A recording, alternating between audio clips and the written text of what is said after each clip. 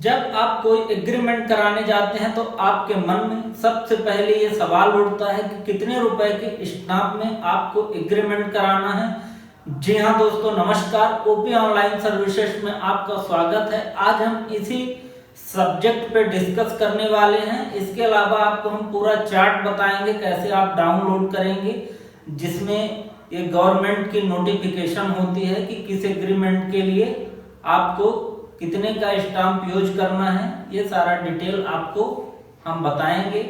जब आप एग्रीमेंट कराते हैं, चाहे वो पार्टनरशिप डीड का एग्रीमेंट हो, रेंट एग्रीमेंट हो, एफिडेविट हो या सेल एग्रीमेंट हो, उसमें आपको एक सर्टेन अमाउंट स्टाम्प ड्यूटी पे करनी पड़ती है।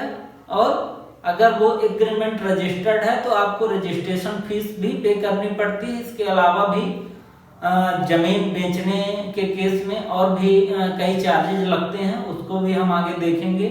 इसके अलावा आपको हम ये बताएंगे किस एग्रीमेंट में आपको रजिस्टर्ड एग्रीमेंट कराना है और किन एग्रीमेंट में ये ऑप्शनल है।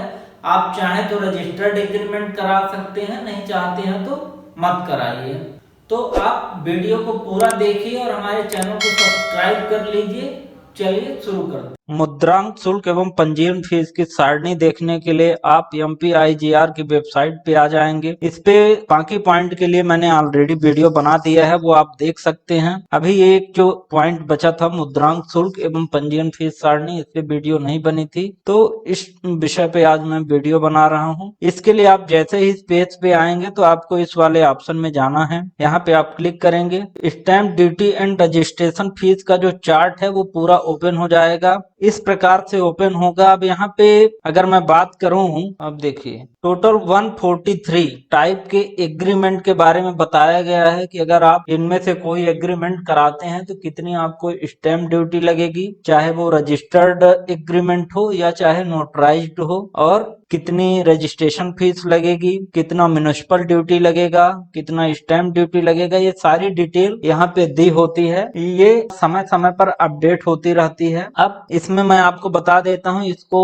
आपको समझना कैसे है कि कितना लगेगा। अब इस पे चूंकि बहुत सारे प्रकार के एग्रीमेंट हैं, तो अगर आपको कुछ स्पेसिफिक चाहिए तो आप अपने कीबोर्ड में Ctrl+F टाइप करेंगे। सपोज आपको पार्टनरशिप डीड के बारे में देखना है तो हमने पार्टनरशिप टाइप कर दिया। अब यहाँ पे 11 जगह पार्टनरशिप लिखा हुआ है, तो आप यहाँ से ऊपर नीचे आ जाएंगे। तो देखिए जैसे ही आप नीचे आएंगे तो जितने भी पार्टनरशिप के बारे में यहाँ पे दिया हुआ है, अब पहला ही आप देख लीजिए डिसोल्यूशन ऑफ पार्टनरशिप। तो यहाँ पे जो रजिस्ट्रेशन है कंपलसरी है, यहाँ पे आपको रजिस्टर्ड एग्रीमेंट कराना पड़ेगा और 5% आपकी स्टैम्प ड्यूटी है और बाकी कोई चार्जेज नहीं है। इसके अलावा अगर आपको हम ऊपर से एक बार देख लेते हैं, देखिए इसमें बहुत तरह के एग्रीमेंट होता है। अब आपके मन में सवाल रहता है कि कौन सा एग्रीमेंट वैलिड है, कौन सा वैलिड नहीं है। तो आप यहाँ पे आके चेक कर लीजिए। हर प्रकार के एग्रीमेंट के बारे में बताया गया है, कहाँ पे आपको रजिस्ट्रेशन कंपलसरी है, कहाँ पर ऑप्शनल है और कितने रुपए के स्टाम्प पे होना चाहिए। ये सारी डिटेल आपको यहाँ पे मिल जाएगी। जैसे एफिडेविट, तो एफिडेविट ऑप्शनल है। अब ये 50 रुपए के मिनिमम स्टाम्प पे आप बनवा सकते हैं। अगर आपको इस रजिस्टर्ड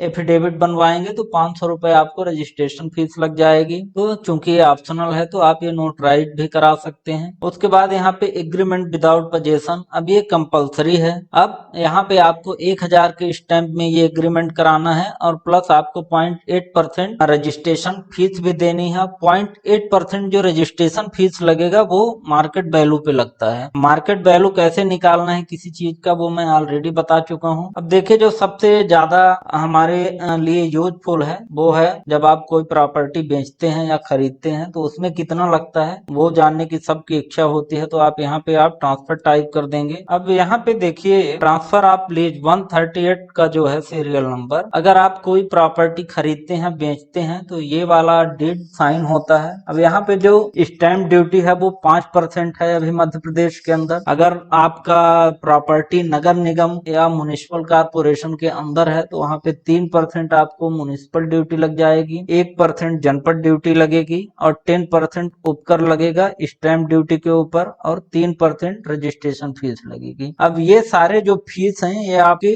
प्रॉपर्टी के मार्केट वैल्यू या एक्चुअल जो अधिक होगा उसके ऊपर लगता है। तो जैसे आपका अगर 1 लाख की प्रॉपर्टी है, आप 1 लाख में प्रॉपर्टी ले रहे हैं और उसका मार्केट वैल्यू भी 1 लाख है, तो उस केस में आपका 5,000 स्टैंप ड्यूटी हो जाएगा, 3% यानी 3,000 के करीब आपका म्युनिसिपल ड्यूटी हो जाएगा, 1% यानी 1,000 जनपद ड्यूटी हो जाएगा, 10% आपका स्टैंप ड्यूटी ये उपकर लगेगा, तो 5,000 का 10% यानी 500। इसके अलावा 3% आपका रजिस्ट्रेशन फीस यानी 3,000। इतने चार्जेज आपको पे करने पड़ते हैं जो कि गवर्नमेंट को जाता है। इस प्रकार से आप देख सकते हैं। एक और हम देख लेते हैं सेल। अब यहाँ पे जितने भी सेल से रिलेटेड एग्रीमेंट हैं वो यहाँ पे आ जाएंगे, आप देख लीजिए। तो अब यहाँ पे हर एग्रीमेंट के सामने और उसके अंतर भी क्लासिफिकेशन है। सेल से रिलेटेड कई प्रकार के एग्रीमेंट होते हैं, तो कौन सा एग्रीमेंट आपको चाहिए उस का आप देख लीजिए। अब यहाँ पे जैसे let sale of immovable property, तो यहाँ पे रजिस्ट्रेशन कंपलसरी है 5% और 0.8% रजिस्ट्रेशन और स्टैंप ड्यूटी यहाँ पे है। आप मॉर्गेज का देख सकते हैं। जब आप कोई लोन लेते हैं तो वहाँ पे आपको कई बार मॉर्गेज करना पड़ता है property, mortgage with possession without possession. तो ये मॉर्गेज विदाउट पोजेशन वाला ये होता है। तो यहाँ पे 0.5% आपको स्टैंप ड्यूटी पे ये एग्रीमेंट कराना होता है। 0.5% यहाँ पे ये लगता है जनपद ड्यूटी। 500 रुपए मिनिमम स्टैंप ड्यूटी होगी अगर आपकी प्रॉपर्टी छोटी है, और 0.8% रजिस्ट्रेशन। तो यहाँ पे जहाँ जिस भी आप कॉलम में आपको मिनिमम स्टैंप ड्यूटी लगी है, तो यहाँ पे परसेंट और मिनिमम दोनों में जो ज्यादा होगा वो अप्लीकेबल होगा। नोटरी के लिए आप देख सकते हैं। तो जितने भी तरह के एग्रीमेंट होते हैं, हर एग्रीमेंट के बारे में यहाँ पे डिटेल में बताया गया है। आप ये चार्ट निकाल के रख लीजिए अगर आपको इसका डेली यूज आता है। काफी यूजफुल है, सिटीजन के लिए भी काफी यूजफुल है, और जो इस फील्ड के सर्विस प्रोवाइडर हैं उनके लिए भी काफी यूजफुल है। मिलते हैं एक नई वीडियो के साथ, तब तक के लिए धन्यवाद।